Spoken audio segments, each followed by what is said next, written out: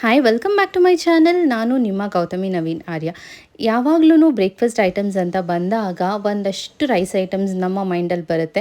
ಇವತ್ತು ಒಂದು quick and easy ರೆಸಿಪಿನ ನಾನು ತೋರಿಸೋದಕ್ಕೆ ಹೋಗ್ತಾ ಇದ್ದೀನಿ. ತುಂಬ ಕಮ್ಮಿ ಇಂಗ್ರೀಡಿಯೆಂಟ್ಸ್ ಯೂಸ್ ಮಾಡಿ ಕಡಿಮೆ ಸಮಯದಲ್ಲಿ ಎಷ್ಟು ಬೇಗ ಈ ರೆಸಿಪಿನ ಮಾಡ್ಬೋದು ಬನ್ನಿ ನೋಡೋಣ.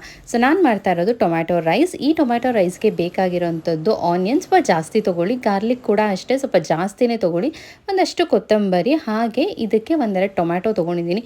ಏನು ಇವಳು ಟೊಮ್ಯಾಟೊ ರೈಸ್ ಅಂತ ಹೇಳ್ತಾಳೆ, ಬಟ್ ಟೊಮ್ಯಾಟೊ ಕಮ್ಮಿ ಹಾಕ್ತಾಳೆ ಅಂತ ಅನಿಸಿರ್ಬೋದು. ಸೊ ಈ ಟೊಮ್ಯಾಟೊ ರೈಸ್ಗೆ ಟೊಮ್ಯಾಟೊ ಅಷ್ಟೊಂದು ಬೇಕಾಗಲ್ಲ, ಬಿಕಾಸ್ ನಾವು ಒಂದು MTR ಅವ್ರದ್ದು ಟೊಮ್ಯಾಟೊ ರೈಸ್ ಪೌಡರ್ನ ಯೂಸ್ ಮಾಡ್ತಾ ಇದ್ವಿ. ಸೊ ಅದನ್ನು ಯೂಸ್ ಮಾಡೋದ್ರಿಂದ ಅದರಲ್ಲೇ ಒಂದಷ್ಟು ಫ್ಲೇವರ್ಸ್, ಕಾಳುಗಳು ಎಲ್ಲನೂ ಹಾಕಿರ್ತಾರೆ. ನಮಗೆ ಅದರಿಂದ ಈ ಥರ ಏನು ಜಾಸ್ತಿ ಬೇಕು ಅಂತ ಅನಿಸಲ್ಲ. ಸೊ ಇದ್ರ ಜೊತೆಗೆ ನಾನು ಟೊಮ್ಯಾಟೊ ರೈಸ್ ಪೌಡರ್ MTR ಅವ್ರದ್ದು ತೊಗೊಂಡಿದ್ದೀನಿ. ಕಡಲೆಬೇಳೆ ಹಾಗೆ ಸಾಸಿವೆ, ಜೊತೆಗೆ ಒಗ್ಗರಣೆಗೆ ಕರಿಬೇವು ಸೊಪ್ಪು ತೊಗೊಂಡಿದ್ದೀನಿ. ಇದಿಷ್ಟು ಒಗ್ಗರಣೆಗೆ ಅಂತ ಹೇಳ್ಬಿಟ್ಟು ತೊಗೊಂಡೆ. ಹಾಗೆ ಇದ್ರ ಜೊತೆ ಒಂದೆರಡು ಚಿಲ್ಲಿ ತೊಗೋಬೇಕು. ನನಗೆ ಮರ್ತು ಹೋಗ್ಬಿಟ್ಟಿತ್ತು, ಚಿಲ್ಲಿ ಯಾವಾಗಲೂ ಮರ್ತು ಬಿಡ್ತೀನಿ. ಸೊ ಒಂದು ಪಾತ್ರೆ ತೊಗೊಂಡು ಅದಕ್ಕೆ ಒಂದಷ್ಟು ಆಯಿಲ್ನ ಹಾಕೋತಾ ಇದ್ದೀವಿ. ನಾವು ಮನೆಯಲ್ಲಿ ಗಾಣದೆಣ್ಣೆ ಯೂಸ್ ಮಾಡ್ತೀವಿ, ಗ್ರೌಂಡ್ನಟ್ ಆಯಿಲ್ ಯೂಸ್ ಮಾಡ್ತೀವಿ. ನೀವು ಮನೆಯಲ್ಲಿ ಯಾವುದು ಕುಕ್ಕಿಂಗ್ ಆಯಿಲ್ ಯೂಸ್ ಮಾಡ್ತೀರೋ ಅದನ್ನು ಹಾಕೊಬೋದು. ಸೊ ಹೆಲ್ತ್ ವಿಷಯನ ತೊಗೊಂಡ್ರೆ ಗ್ರೌಂಡ್ನಟ್ ಆಯಿಲ್ ಬಂದುಬಿಟ್ಟು ಗಾಣದಿಂದ ತರೋದ್ರಿಂದ ಒಂದಷ್ಟು ಒಳ್ಳೆಯದಾಗಿರುತ್ತೆ. ಸೊ ಇದಾದಮೇಲೆ ಇದಕ್ಕೆ ನಾನು ಸಾಸಿವೆ ಹಾಕ್ಕೊತಾ ಇದ್ದೀನಿ. ಎಣ್ಣೆ ಸ್ವಲ್ಪ ಚೆನ್ನಾಗಿ ಕಾದಾದಮೇಲೆ ಸಾಸಿವೆ. ಒಗ್ಗರಣೆ ಅಂತ ಹೇಳಿದ್ರೆ ಎಲ್ಲರಿಗೂ ಗೊತ್ತಿರುತ್ತೆ, ತುಂಬ ಈಸಿ ರೆಸಿಪಿ, ತುಂಬ ಏನು ಕಷ್ಟಪಡಬೇಕು ಆ ಥರ ಏನೂ ಇಲ್ಲ, ಆರಾಮಾಗಿ ಮಾಡ್ಕೊಂಡು ಹೋಗ್ಬೋದು. ಅದ್ರ ಜೊತೆಗೆ ಕಡಲೆಬೇಳೆನ ಹಾಕ್ಕೊಂಡು ಇದೆರಡನ್ನೂ ನೀಟಾಗಿ ಫ್ರೈ ಮಾಡ್ಕೊಬೇಕು. ಸೊ ನಾನು ಕಡಲೆಬೇಳೆನ ತುಂಬ ಹೊತ್ತು ಬಿಟ್ಬಿಟ್ಟೆ. ಕಡಲೆಬೇಳೆನ ಬಿಟ್ಟಿದ್ರಿಂದ ಸ್ವಲ್ಪ ಬ್ಲ್ಯಾಕ್ ಆಗಿಬಿಡ್ತು. ಅದರ ಜೊತೆಗೆ ನೆಕ್ಸ್ಟ್ ನಾನು ಹಾಕ್ಕೊಂಡಿದ್ದು ಬೆಳ್ಳುಳ್ಳಿ. ಒಂದಷ್ಟು ಬೆಳ್ಳುಳ್ಳಿನ ಹಾಕ್ಕೊಂಡು ಜಾಸ್ತಿ ಫ್ರೈ ಮಾಡೋದಕ್ಕೆ ಹೋಗ್ಬೇಡಿ, ಒಂದು ಸ್ವಲ್ಪ ಫ್ರೈ ಮಾಡ್ಕೊಳ್ಳಿ, ಚೆನ್ನಾಗಿರುತ್ತೆ. ತುಂಬ ರೋಸ್ಟ್ ಆಗಿಬಿಟ್ರೆ ಅಷ್ಟು ಚೆನ್ನಾಗಿರಲ್ಲ. ಅದಾದಮೇಲೆ ಕರಿಬೇವು ಅಷ್ಟೇ, ನೀವು ಇನ್ನೇನು ಇದೆಲ್ಲ ಫ್ರೈ ಆಗಿದೆ ಅನ್ಬೇಕಾದ್ರೆ ಹಾಕಬೇಕು. ಒಂದು ಸ್ವಲ್ಪ ಹಸಿ ಹಾಗೇ ಕರಿಬೇವಿದ್ರೆ ಇಷ್ಟ ಆಗುತ್ತೆ. ಕೆಲವರು ತುಂಬ ಡೀಪ್ ಫ್ರೈ ಮಾಡಿಬಿಡ್ತಾರೆ, ಅದೆಲ್ಲ ನನಗಿಷ್ಟ ಆಗಲ್ಲ, ನನಗೆ ಹಾಗೆ ಇಷ್ಟ ಆಗುತ್ತೆ. ನೆಕ್ಸ್ಟ್ ಬಂದುಬಿಟ್ಟು ಆನಿಯನ್ ಹಾಕ್ಕೊಂಡಿದ್ದೀನಿ. ಸೊ ಆನಿಯನ್ನ ಹಾಕೊಂಬಿಟ್ಟು ಫ್ರೈ ಮಾಡ್ಕೊಬೇಕು. ಈ ರೆಸಿಪಿಗೆ ಆನಿಯನ್ ಸ್ವಲ್ಪ ಜಾಸ್ತಿ ತೊಗೊಳ್ಳಿ, ಹಾಗೆ ಉದ್ದುದ್ದ ಸ್ಲೈಸಸ್ ಆಗಿ ಕಟ್ ಮಾಡ್ಕೊಳ್ಳಿ. ನಮ್ಮ ಮನೇಲಿ ಚಿತ್ರಾನ್ನ ಎಲ್ಲ ಮಾಡಿದಾಗ ಸ್ವಲ್ಪ ಚಿಕ್ಕ ಸ್ಲೈಸಸ್ನ ಇದು ಮಾಡ್ತೀವಿ. ಬಟ್ ಈ ಥರ ಟೊಮ್ಯಾಟೊ ರೈಸ್ ಎಲ್ಲ ಮಾಡಿದಾಗ ಉದ್ದುದ್ದ ಸ್ಲೈಸಸ್ ಆನಿಯನ್ನ ಕಟ್ ಮಾಡಿಕೊಂಡ್ರೆ ತುಂಬ ಅಂದರೆ ತುಂಬ ಚೆನ್ನಾಗಿರುತ್ತೆ. ಅದೇ ಸಿಗ್ತಾ ಇದ್ದರೆ ಬಾಯಿಗೆ ಸಕ್ಕತ್ತಾಗಿರುತ್ತೆ. ಇದನ್ನು ಕೆಲವರು ಒಬ್ಬೊಬ್ಬರು ಒಂದೊಂದು ರೀತಿಯಲ್ಲಿ ಮಾಡ್ಬೋದೇನೋ, ಬಟ್ ನನಗೆ ಈ ಥರ ಇಷ್ಟ. ಸಿಂಪಲ್ಲಾಗಿ ಈ ಥರ ಕ್ವಿಕ್ಕಾಗಿ ಮಾಡ್ಕೊಬೋದು. ಆ ಥರದಂತೂ ತುಂಬಾ ಇಷ್ಟ. ಅದ್ರ ಜೊತೆಗೆ 2 ಚಿಲ್ಲಿನ ತೊಗೊಂಡಿದ್ದೀನಿ. ಚಿಲ್ಲಿ ಬಂದು ಮಕ್ಕಳಿರೋ ಮನೇಲಿ ಹಾಕ್ದೇ ಹೋದ್ರೂ ಆಗುತ್ತೆ, ಬಿಕಾಸ್ ಅದರಲ್ಲೇ ಪೌಡರ್ಸ್ ಎಲ್ಲ ಇರುತ್ತೆ.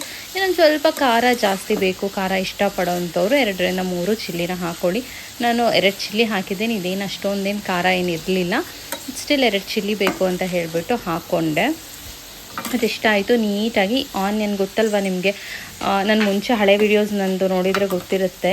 ನಾವೇನೇ ಅಡುಗೆ ಮಾಡಬೇಕಾದ್ರೂ ಈ ಥರ ಒಗ್ಗರಣೆ ಹಾಕಿದಾಗ ಈ ಈರುಳ್ಳಿ ಏನಿರುತ್ತೆ ಇದು ನೀಟಾಗಿ ಫ್ರೈ ಆಗಬೇಕು. ಇದು ನೀಟಾಗಿ ಫ್ರೈ ಆದರೆ ಅಡುಗೆ ಚೆನ್ನಾಗಿರುತ್ತೆ. ಇದೊಂದು ಟಾಪ್ ಸೀಕ್ರೆಟ್ ಅಂತಲೇ ಹೇಳ್ಬೋದು ಕುಕ್ಕಿಂಗಲ್ಲಿ. ಇದಾದಮೇಲೆ 2 ಟೊಮ್ಯಾಟೊ ಏನಿತ್ತು ಅದನ್ನು ತುಂಬ ಚಿಕ್ಕದಾಗಿ ಚಾಪ್ ಮಾಡಿಬಿಟ್ಟು ಹಾಕ್ಕೊಂಡು ಇವಾಗ ಇದನ್ನು ನಾವು ಹಾಗೆ ಸ್ವಲ್ಪ ಫ್ರೈ ಮಾಡ್ಕೊಬೇಕಾಗುತ್ತೆ. ಒಂದು ಜಾಸ್ತಿ ಅಂದರೆ 10 ಮಿನಿಟ್ಸ್ ಅಷ್ಟೇ ಈ ಅಡುಗೆ ಮಾಡೋದಕ್ಕೆ ರೈಸ್ ಇದ್ದರೆ. ಆಮೇಲೆ ಇನ್ನೊಂದು ಇದರಲ್ಲಿ ಸೀಕ್ರೆಟ್ ಏನು ಅಂತ ಹೇಳಿದರೆ, ನಾವೀಗ ಲೆಮನ್ ರೈಸ್ ಅಥವಾ ಪುಳಿಯೋಗರೆ ಎಲ್ಲ ಮಾಡಬೇಕಾದ್ರೆ ಉಳಿದಿರೋ ರೈಸ್ನ ಯೂಸ್ ಮಾಡ್ತೀವಿ, ಚೆನ್ನಾಗಿರುತ್ತೆ. ಹಾಗೆ ಸ್ವಲ್ಪ ಸಾಲ್ಟ್ ಆ್ಯಡ್ ಮಾಡ್ಕೋತಾ ಇದ್ದೀನಿ ನೋಡಿ. ಸಾಲ್ಟ್ ಮತ್ತು ಅರಿಶಿನ 2 ಆ್ಯಡ್ ಮಾಡ್ಕೊಬೇಕು ಈ ಸ್ಟೇಜಲ್ಲಿ. ಯಾಕೆ ಆ್ಯಡ್ ಮಾಡ್ತೀವಿ ಅಂತ ಎಲ್ಲರಿಗೂ ಗೊತ್ತಿರುತ್ತೆ, ಬೇಗ ಬೇಯುತ್ತೆ ಅಂತ. ಸೊ ಹೇಳ್ತಾ ಇದ್ದೆ ನಾನು ಪುಳಿಯೋಗರೆಗೆಲ್ಲ ಉಳಿದಿರೋ ರೈಸ್ ಯೂಸ್ ಮಾಡಿದ್ರೆ ಟೇಸ್ಟ್ ತುಂಬ ಚೆನ್ನಾಗಿರುತ್ತೆ ಅಂತ. ಬಟ್ ಇದಕ್ಕೆ ನೀವು ಬಿಸಿ ರೈಸ್ನ ಯೂಸ್ ಮಾಡಿದ್ರೇ ಟೇಸ್ಟ್ ಚೆನ್ನಾಗಿರುತ್ತೆ. ನೀವೆಲ್ಲಾದರೂ ಟ್ರಾವೆಲ್ ಮಾಡ್ತಾ ಇದ್ದೀರಾ, ಹಾಗೆ ಕ್ವಿಕ್ಕಾಗಿ ಒಂದು ರೆಸಿಪಿ ಆಗಬೇಕು ಅಂದರೆ ಡೆಫಿನೆಟ್ಲಿ ಇದನ್ನು ಟ್ರೈ ಮಾಡಿ. ತುಂಬ ಅಂದರೆ ತುಂಬ ಈಸಿ, ಏನಂತ ಸ್ಕಿಲ್ಸ್ ಏನೂ ಬೇಕಾಗಿಲ್ಲ ಇದನ್ನು ಮಾಡೋದಕ್ಕೆ. ಟೇಸ್ಟ್ ಅಂತೂ ಸಖತ್ತಾಗಿರುತ್ತೆ. ಹಾಗೆ ಈ ಪೌಡರ್ ಎಲ್ಲ ಶಾಪಲ್ಲೂ ಅವೈಲೇಬಲ್ ಇರುತ್ತೆ. ನಾನು ಇದನ್ನು 1 ಪ್ಯಾಕೆಟ್ ಹಾಕ್ಕೊಂಡೆ, ಬಿಕಾಸ್ ನಾನು ಸ್ವಲ್ಪ ಕ್ವಾಂಟಿಟಿಗೆ ಮಾಡಿದ್ದು. ನಾನು ನವೀನ್ ಆ ಥರವೇನಿದ್ವಿ ಅಷ್ಟೇ. ಇನ್ನು ಪಾಪು ತಿನ್ನಲ್ಲ, ಇನ್ನೂ ತಿನ್ನೋ ಥರ ಆಗಲಿಲ್ಲ ಅವಳು. ಹಾಗೆ ಇದು ಮಾಡಿಬಿಟ್ಟೆ. ಈ ಥರ ನಾನು ಮಿಸ್ ಮಾಡ್ತಾ ಇರ್ತೀನಿ ಅಡುಗೆ ಮಾಡುವಾಗ. ಸ್ಪೂನ್ ಮೇಲೆಲ್ಲ ಹಾಕ್ಬಿಟ್ಟೆ, ಅದರಿಂದ ತೆಗೆಯೋದೇ ಒಂದು ದೊಡ್ಡ ಟಾಸ್ಕ್ ಆಯಿತು. ಸೊ ಇದನ್ನು ಏನು ಮಾಡಬೇಕು ಅಂತ ಹೇಳಿದ್ರೆ, ಒಂದಷ್ಟೊತ್ತು ಹಾಗೆ ಬಿಡಬೇಕು. ಇದನ್ನು ಚೆನ್ನಾಗಿ ಫ್ರೈ ಆಗಬೇಕು. ಆನಿಯನ್ಗೆಲ್ಲ ಇದು ಮಾಡಿಬಿಟ್ಟು ಚೆನ್ನಾಗಿ ಫ್ರೈ ಆಗಬೇಕು. ಈ ಥರ ಆಗುತ್ತೆ ನೋಡಿ. ನೋಡಿ ಎಷ್ಟು ಚೆನ್ನಾಗಿ ಕಾಣ್ತಾ ಇದೆ ಅಲ್ವಾ, ನೋಡೋದಕ್ಕೆ ಚೆನ್ನಾಗಿರೋ ಅನಿಸುತ್ತೆ. ಸೊ ಈ ಥರ ಎಲ್ಲ ಆದಮೇಲೆ ಒಂದು 2 ಸ್ಪೂನ್ ನೀರು ಹಾಕ್ಕೊಳ್ಳಿ, 2 ಸ್ಪೂನ್ ಅಷ್ಟೇ ಚಿಕ್ಕದ್ರಲ್ಲಿ. ಏನಕ್ಕೆ ನೀರು ಹಾಕ್ತೀವಿ ಅಂದರೆ ಆ ಮಸಾಲೆ ಪೌಡರ್ಸ್ ಏನಿದೆ ಅದೆಲ್ಲ ಬಂದುಬಿಟ್ಟು ಎಲ್ಲ ನಾವು ಆನಿಯನ್ ಟೊಮೆಟೊ ಏನಕ್ಕೆ ಹಾಕಿದ್ದೀವಿ ಅದೆಲ್ಲದಕ್ಕೂ ಇಟ್ಕೊಬೇಕು. ಅದಾದಮೇಲೆ ಸ್ಟವ್ನ ಆಫ್ ಮಾಡಿ ಕೊತ್ತಂಬರಿ ಸೊಪ್ಪು ಹಾಕ್ಕೊಳ್ಳಿ. ಕೆಲವೊಬ್ಬರು ಅದನ್ನು ಬೇಯಿಸ್ಬಿಡ್ತಾರೆ, ಇನ್ನೂ ಕೆಲವೊಬ್ಬರು ರೈಸಿಗೆ ಹಾಕ್ಕೊತಾರೆ. ರೈಸಿಗೆ ಹಾಕಿದ್ರೆ ಇನ್ನೂ ಚೆನ್ನಾಗಿರುತ್ತೆ. ಮಾರ್ನಿಂಗ್ ನಾನು ಪಾಪು ಎಲ್ಲ ಇರೋದ್ರಿಂದ ನನಗೆ ಆ ಪೇಷನ್ಸ್ ಇಲ್ಲ ರೈಸ್ಗೆಲ್ಲ ವೆಯ್ಟ್ ಮಾಡೋ ತನಕ. ಬಿಕಾಸ್ ಒಂದು ಸೈಡ್ ಅಡುಗೆ ಮಾಡ್ತಾಯಿದ್ರೆ ಇನ್ನೊಂದು ಸೈಡ್ ಕ್ಲೀನ್ ಮಾಡ್ಕೊತಾ ಇರ್ತೀನಿ. ಹಾಗೆ ನೋಡಿ ಇದು ನಂದು ಪುಟ್ಟ ಕುಕ್ಕರ್ ಪಾಪುಗೆ ಅಂತ ತೊಗೊಂಡಿದ್ದು.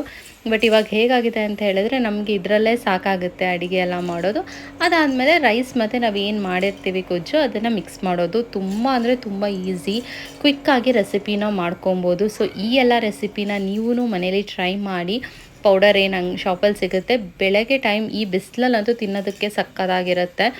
ಹೇಳ್ತಾ ಈ ವಿಡಿಯೋನ ಇಲ್ಲಿಗೆ ಎಂಡ್ ಮಾಡ್ತಾಯಿದ್ದೀನಿ. ಈ ವಿಡಿಯೋ ನಿಮಗೇನಾದರೂ ಇಷ್ಟ ಆಗಿದ್ದಲ್ಲಿ ಲೈಕ್, ಶೇರ್, ಸಬ್ಸ್ಕ್ರೈಬ್ ಮಾಡಿ. ಹಾಗೆ ನನ್ನ ಚಾನಲ್ನ ಸಬ್ಸ್ಕ್ರೈಬ್ ಮಾಡೋದನ್ನು ಮರಿಬೇಡಿ. ನನ್ನ ಇನ್ಸ್ಟಾಗ್ರಾಮ್ ಪೇಜ್ ಇದೆ, ಸೊ ಅಲ್ಲೂ ನೀವು ಹೋಗಿ ಅಪ್ಡೇಟ್ಸ್ಗೆ ಸಬ್ಸ್ಕ್ರೈಬ್ ಮಾಡಿ. Thanks for watching.